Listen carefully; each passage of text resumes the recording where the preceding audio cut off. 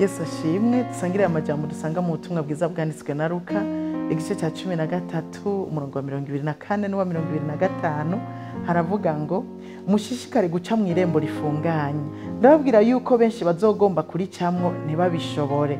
Nyene inzu niyaheza guhaguruka akugara urugi mugatangura gukomanga muhagaze hanze mukavuga muti mwami nutwugururire, nawe azobishura ati simbazi sinzi niyo muvuye. Dusangire ijambo rivuga ngo nyene inzu azokugara. Muri iki gihe Yesu yari mu nzira ahita mu bisagara no mu mihana yigisha aje Yerusalemu. Haza umuntu aramubaza ati mwami mbega abakizwa ni bake? Aramwishura ati mushishikare guca mu irembo rifunganye. Arongera aramubwira ati benshi bazorondera kuricamwo ariko ntibabishobore. Mbega iki gihe bazorondera kuricamwo ntibabishobore ni ryari? Ni mu gihe nyene inzu azoba yamaze kugara urugi. Benshi ngo bazokomanga bahagaze hanze bavuga bati mwami nutwugururire, nawe ngo azobishura ati simbazi sinzi niyo muvuye.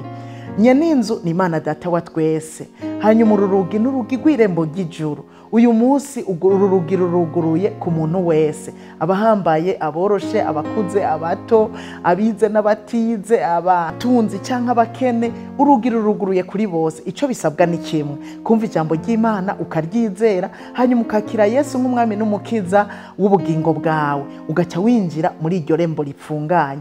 Irembo ritabonwa na benshi ariko ricamwo bake, kuko hari ico bisaba gikomeye, hari ivyo uheba, hari ivyo wiyima kugira ushobore guca muri iryo rembo rifunganye. Nico gituma baribona atari benshi. Kubera iki? Kubera hari ico bisabwa kugira uce muri iryo rembo rifunganye. Birasabwa guheba ibi na biriya vyo kubuza guca muri iryo rembo. Hari ico wiyima kugira uce muri iryo rembo rifunganye.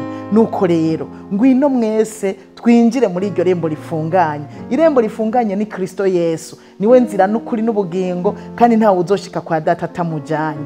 Aya majambo dusomye atwibutsa umugani w'inkumi 10 n'amatara yazo. Bavuga yuko batanu bari abanyabwenge, abandi batanu ari bijuju. Umukwe amaze kuza batanu b'abanyabwenge barinjiranye kuko bari bagiye mu bukwe biteguye batwaye n'amavuta ku ruhande. Hanyuma umukwaje barinjirana, urugi ruca rurugagwa. Ariko ibijuju byari byagiye kugura amavuta, hanyuma bisanga urugi gugawe, barakomanga bati nutwugururire. Hanyuma umukwe arababwira ngo simbazi sinzi niyo muvuye. Uko niko bizomera kuri we uri kuranka kwinjira uno munsi.